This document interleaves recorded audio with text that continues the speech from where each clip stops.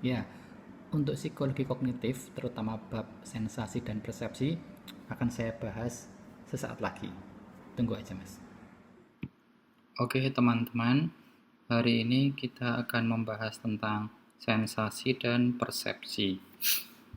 Nah, kenapa di tayangan ini saya memasang gambar telinga dan mata pada slide pertama? Alasannya adalah dua sistem indera ini akan banyak terlibat pada proses sensasi dan persepsi yang akan kita bicarakan nanti. Oke, kita next aja ya. Nah, teman-teman bisa melihat ya, ini adalah gambaran atau ilustrasi menggunakan gambar mata dan telinga yang begitu tajam. Karena proses sensasi dan persepsi itu tidak lepas dari dua indera ini.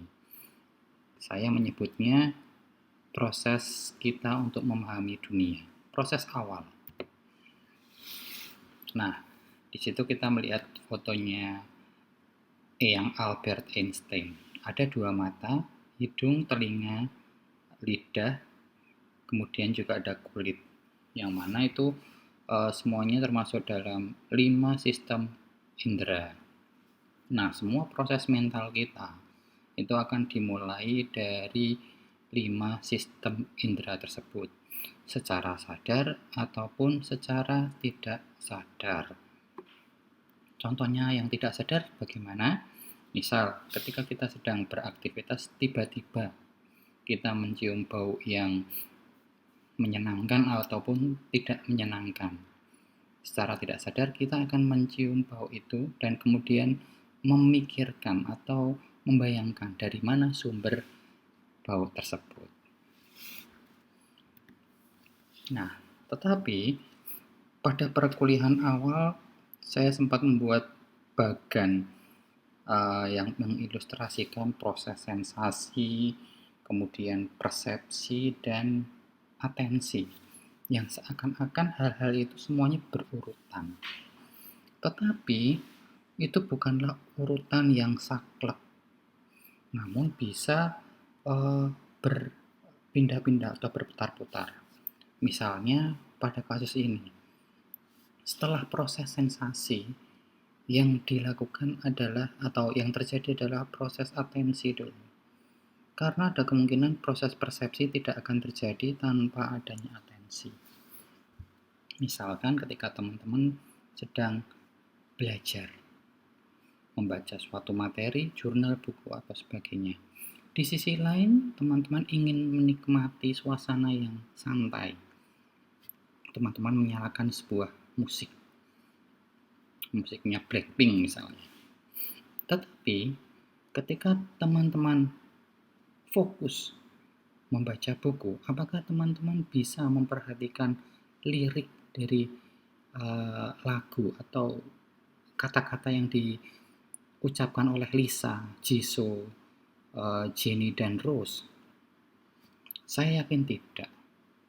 Begitu juga ketika teman-teman naik motor ngebut mepet nih mau ke kampus, udah hampir jamnya, udah hampir telat, teman-teman akan ngebut. Nah, ada seorang teman di pinggir jalan, mungkin saklebatan teman-teman bisa memperhatikannya, tetapi apakah teman-teman bisa melihat detail teman tersebut? Saya yakin itu adalah yang sulit. Karena apa? Karena perhatian teman-teman ada pada proses mengemudi, ada pada jalanan. Nah, inilah yang membuat proses atensi bisa terjadi lebih awal atau lebih dulu sebelum proses persepsi. Oke, kita mundur lagi pada sistem sensori. Sistem sensori merupakan sistem penerima stimulus yang ada di lingkungan kita. Jadi ada kata kuncinya adalah penerima stimulus dan lingkungan. Nah, ini adalah gambaran sistem syaraf kita ketika proses visual terjadi. Misalkan dari sistem visual, mata kita akan melihat suatu objek. Di sini contoh gambarnya adalah anjing. Nah, hasil tangkapan dari mata kita berupa stimulus akan dibawa ke sel-sel penerima yang ada di retina. Dari retina, stimulus tadi akan dibawa oleh sistem-sistem syaraf, diolah di dalam bola mata hingga akhirnya terkirim di otak. Secara khusus ada di lobus occipital, letaknya ada di belakang. Nah, biasanya stimulus-stimulus visual atau kemampuan-kemampuan melihat itu ada di bagian ini.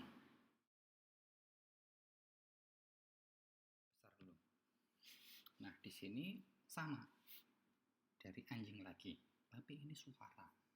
Stimulus yang diterima oleh